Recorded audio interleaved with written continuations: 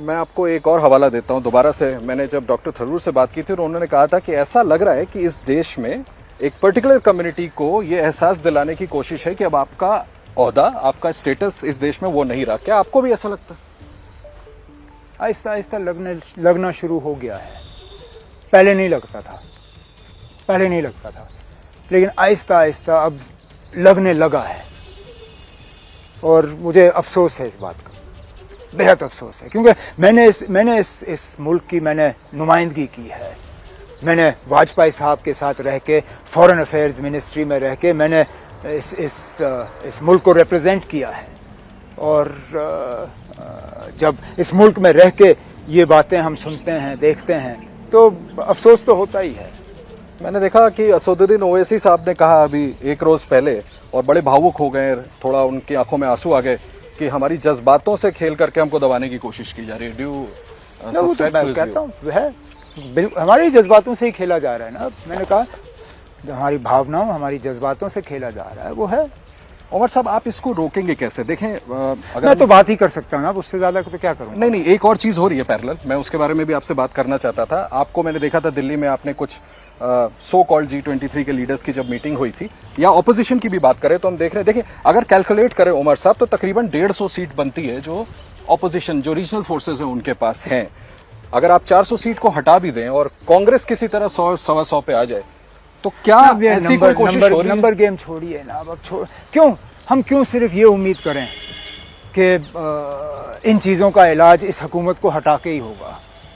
इस हुकूमत के रहते रहते क्यों नहीं सर, एक पॉलिटिकल मैंने देखा कि कोशिशें चल रही है कि ऑपोजिशन साथ में आ जाए। जब हमारे वजीर आजम साहब ने कहा है कि वो हर किसी के प्राइम मिनिस्टर हैं, उन्होंने कभी ये नहीं कहा कि वो किसी एक फर्द के प्राइम मिनिस्टर हैं, या किसी एक तबके के प्राइम मिनिस्टर हैं, किसी के एक ग्रुप के प्राइम मिनिस्टर हैं। वो तो कहते हैं वो पूरे मुल्क के प्रधानमंत्री हैं।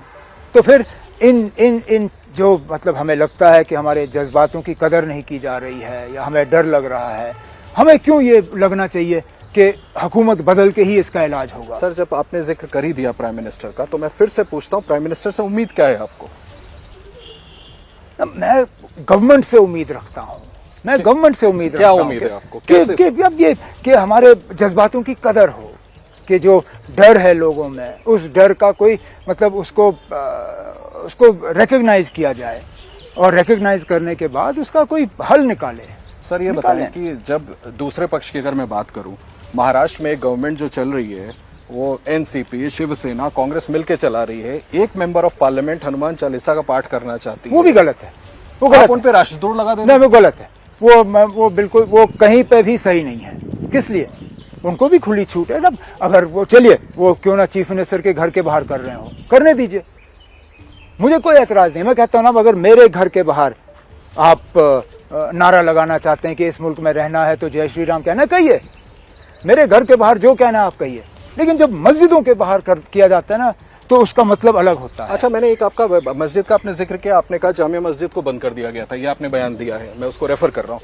लेकिन जब मेरी उमर अब्दुल्ला साहब, कुछ स्टैब्लिशमेंट के लोगों से बात हुई, उनका ये कहना है कि भाई देखें, जब कोविड के बाद जामिया मस्जिद को खोला गया था ना, तो नारेबाजी तक हुई थी, लोगों को अरेस्ट करना पड़ा था, तो कोई अप्रिय घटना ना घटे। तो फिर आप मानते हैं ना कि हालात नॉर्मल नहीं है? मैं वही कह रहा हूँ। तो फिर आप मानते हैं कि हालात नॉर्मल नहीं है? बीच में हमने भी मस्जिद बंद की।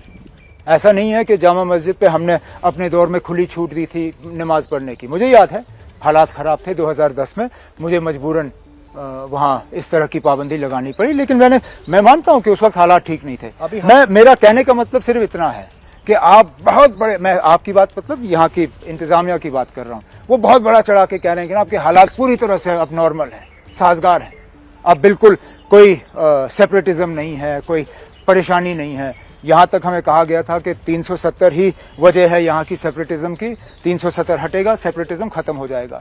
अगर ये सही है तो फिर इस मस्जिद को बंद करने की जरूरत ही नहीं है, क्योंकि सेपरेटिज्म है ही नहीं। इसमें रोल तो आप लोगों का भी है ना सर। यहाँ के जो prominent political parties and big stalwarts like you, Mehbooba Mufti ji, अगर आप लोग भी लोगों को समझाएं तो हमने कब समझाने में कमी रखी? हम तो समझाते हैं। हम तो 96 से समझाते आ रहे हैं ना। जब यहाँ किसी और के ऊपर नजर नहीं पड़ी, इस मुल्क को हमारे ऊपर नजर पड़ी। और हम तब से समझाते आ रहे हैं लोगों को।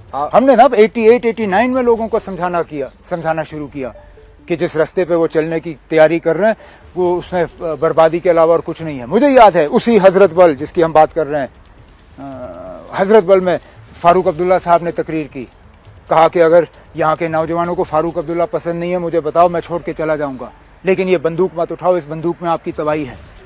हम ना 88, 89 जब कुछ लोगों को जम्मू कश्मीर नक्शे पे मिलना मुश्किल होता, हम तब से ये बात करते आ रहे हैं, कोई नई बात नहीं है।